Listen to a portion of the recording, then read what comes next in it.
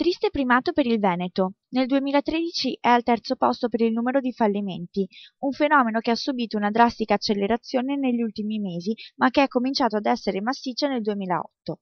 Nel nord-est l'ultimo trimestre è nero. Da gennaio a marzo sono 377 le imprese costrette a chiudere, di cui ben 312 in Veneto. Sale così a 5.738 il numero dei fallimenti dal 1 gennaio 2009.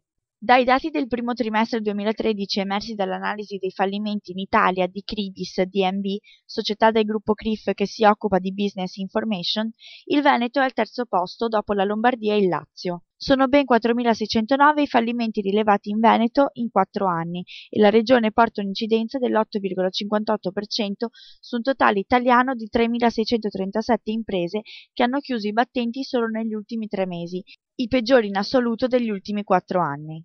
L'edilizia è di nuovo il settore più colpito dai fallimenti, con un totale di 941 casi, seguito a ruota dal commercio all'ingrosso che ha fatto registrare 497 chiusure.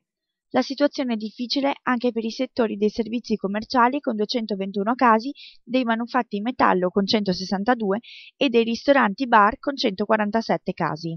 Da uno studio dell'Associazione Artigiani CGIA di Mestre è emerso che un'impresa su 3 fallisce a causa dei pagamenti in ritardo. Infatti, delle 12.463 imprese italiane che sono crollate, poco più di 3.800 non sono riuscite a incassare ciò che spettava loro sia da committenti pubblici che da privati in tempi ragionevoli. I numeri corrispondono ad una media di oltre 40 istanze di fallimento al giorno e ad uno sconvolgente dato complessivo di 48.939 imprese italiane scomparse dal mercato in 4 anni.